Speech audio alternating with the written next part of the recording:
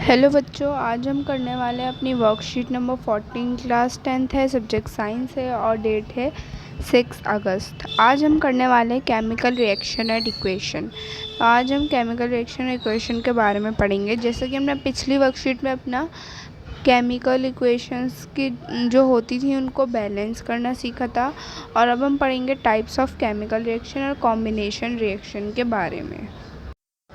तो सबसे पहले हम पढ़ते हैं टाइप्स ऑफ केमिकल रिएक्शन के टाइप। जैसे कि फर्स्ट है कॉम्बिनेशन रिएक्शन। कॉम्बिनेशन रिएक्शन हमारे कौन से रिएक्शन होते हैं जो एक प्रोडक्ट मतलब एक रिएक्टेंट और दूसरा रिएक्टेंट मिलके एक प्रोडक्ट बनाए, यानी कि मतलब दो चीज़ें मिलके एक चीज़ बनाए। ठीक है, ये दो से दो ज़्यादा चीज़ें मिलकर एक चीज़ बनाए। जैसे कि ए प्लस बी, एक चीज़ ए है और एक बी चीज़ है, वो क्या बना रहे हैं, ए बी बना रहे हैं।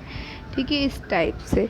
फिर आता है हमारा डिकम्पोजिशन रिएक्शन। डिकम्पोजिशन रिएक्शन कौन सी रिएक्शन होती है जो एक प्रोडक्ट मिलकर मतलब बहुत सारी चीज़ें बनाते हैं, यानी कि मतलब ए भी एक प्रोडक्ट है, यानी कि कुछ सामान है जो कि बना रही है ए और बी दोनों, मतलब दो चीज़ें बना रही है, दो से ज़्यादा चीज़ें बना रही है, वो होता है। फिर आता है डिस्प्लेसमेंट रिएक्शन। डिस्प्लेसमेंट रिएक्शन कौन सा रिएक्शन होता है जो किसी की जगह डिस्प्लेस कर दे। ठीक है, जैसे कि ए बी प्लस सी है, तो इसने क्या करा, ए सी बन गई है, यानी कि इसने बी को रिप्लेस कर दिया और बी जो है वो प्लस में एक और चीज़ आ गई। ठीक है, तो डिस्प्लेसमेंट तो नाम भी ऐसा ही है, डिस्प्लेस करना किसी चीज़ को। ठीक है, फिर आता है हमारा fourth double displacement reaction. Double displacement यानी कि ए बी जो है वो प्लस सी डी, और इन्होंने क्या किया, डिस्प्लेस कर लिया, यानी कि ए के साथ तो बी और डी डिप्लेस हो गए, तो यानी कि ये बन गए ए डी और प्लस सी बी बन गए। ठीक है, तो ये हो गए डबल डिस्प्लेसमेंट, क्योंकि इसमें दो चीज़ें डिस्प्लेस हुई हैं। फिर आता है हमारा रिडॉक्स रिएक्शन। रिडॉक्स रिएक्शन कौन से होते हैं, वो दो टाइप के होते हैं, एक होता है ऑक्सीडेशन और एक होता है रिडक्शन।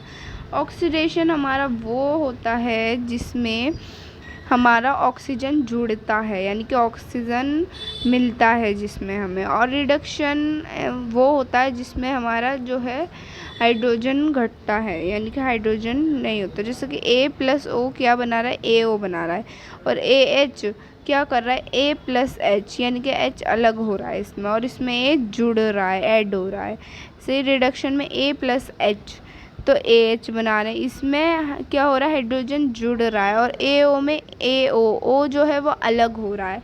यानी कि बहुत सिंपल सी बात है, ऑक्सीडेशन में ऑक्सीजन ऐड होगा, जुड़ेगा, और रिडक्शन में जो है हाइड्रोजन जुड़ेगा।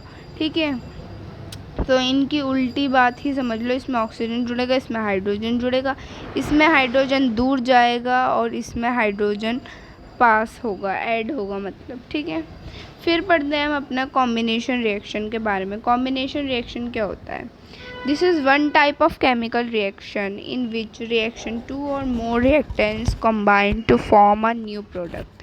यानी कि ये एक ऐसे टाइप का केमिकल रिएक्शन है जिसमें दो या दो से ज़्यादा रिएक्टेंट क्या करें, to form a new product, नया प्रोडक्ट बनाएं। जैसे कि burning of coal, C plus O two क्या बनाता है, CO2 बनाता है। फॉर्मेशन ऑफ वाटर है ना, और synthesise of food by planting combination.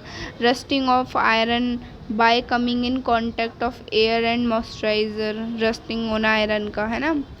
फिर आता है हमारा एक्सोथर्मिक रिएक्शन। एक्सोथर्मिक रिएक्शन कौन सी रिएक्शन होती है, those reaction in which heat is involve, ऐसी रिएक्शन जिसमें हीट इन्वॉल्व होती है, they are known as exothermic reaction. यानी कि इसमें क्या कहा गया है, ऐसी रिएक्शन जिससे हीट रिलीज होती हो, जिसमें से हीट निकलती हो, जिससे हीट मिलती हो, वो हमारा एक्सोथर्मिक रिएक्शन होता है। बर्निंग ऑफ नेचुरल गैस का जलना, CNG and respiration are exothermic reaction. जैसा कि हमें यहाँ पर दो इक्वेशन रिएक्शन दिखाई भी हैं, CH4 प्लस CO2, ये हमें एग्जाम्पल दिया है। तो ये रेस्पिरेशन की है हमारी, क्या ये वाली इक्वेशन जो है ये रेस्पिरेशन की इक्वेशन है ना। आगे पढ़ते हैं। आगे हमें दिया है you may have heard the solution of slag lime. आपने सुना होगा किसके सॉल्यूशन ऑफ स्लैग लाइम के, CaOH2 is apply on the walls, जो कि किस पे अप्लाई होता है, वॉल्स पे, and ceiling of house and after 2-3 days, यानी कि या फिर जो घर में सीलिंग होती है उसके 2-3 दिन बाद जो होती है क्या होता है, जो हमारी दीवार होती है वो चमकने लगती, शाइन करती है। This shiny finish is due to the formation of calcium। ये किसके फॉर्मेशन होता है, कैल्शियम कार्बोनेट के फॉर्मेशन से होता है, क्योंकि जो रिएक्शन होती है स्लैग लाइम की विद कार्बन डाइऑक्साइड एटमॉस्फेयर में, वो इसे चमकाता है, उससे ही इसमें शाइन आती है। जैसे कि क्विक लाइम में हो गया CaO और स्लैग लाइन में हो गया CaOH, क्योंकि इसमें H2O ऐड हुआ है। फिर आगे हमें दिया है लेट अस प्रैक्टिस नाउ। तो हमें इसकी प्रैक्टिस के लिए हमें ये कुछ क्वेश्चन दिए हैं, चलिए कर लेते हैं। तो ये रहे हमारे क्वेश्चन। जैसे कि क्वेश्चन फर्स्ट में पूछा था quick lime and slaked lime are, तो वो क्या होते हैं, CaO एंड CaOH। ये हमारा सी पार्ट जो है वो ठीक है, तो C part is correct. Question 2 में after white wash wall shine due to formation of, किसके फॉर्मेशन से वॉल जो है शाइन करती है, कैल्शियम कार्बोनेट के फॉर्मेशन से, तो ये भी सी पार्ट ठीक है हमारा इसका भी, ठीक है। फिर आता है question number 3, put a sign on the reaction, एक साइन लगाना रिएक्शन में, which is not exothermic of the following, इनमें से जो एक्सोथर्मिक नहीं है। तो dipping a piece of iron in water, ये भी सी पार्ट ठीक है, क्योंकि इसमें हमें क्या बोला गया है कि हम एक, ये हमारा ग्लास है और इसमें मैं एक आयरन का पीस डाल दूँ, तो ये क्या कर रहा है, ये हीट रिलीज़ नहीं कर रहा, और एक्सोथर्मिक में क्या होता है, हीट रिलीज़ करना हो। तो इसमें से कौन सा नहीं है, तो वो है dipping a piece of iron in water. फिर आता है question number 4, which one of the following is not an example of combination reaction, इनमें से कौन सा कॉम्बिनेशन रिएक्शन का एग्जाम्पल नहीं है। तो कॉम्बिनेशन रिएक्शन क्या होता है, जो AB होता है और हमें क्या देता है, A+B देता है। तो इसमें ये जो है ये ऐसी रिएक्शन नहीं है, तो ये है AgNO3।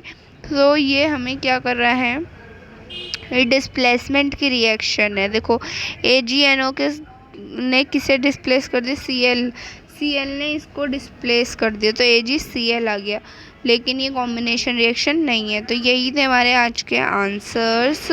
तो आपको मेरी वीडियो पसंद आए तो प्लीज़ लाइक कीजिएगा, चैनल को सब्सक्राइब कीजिएगा। Thanks for watching my video.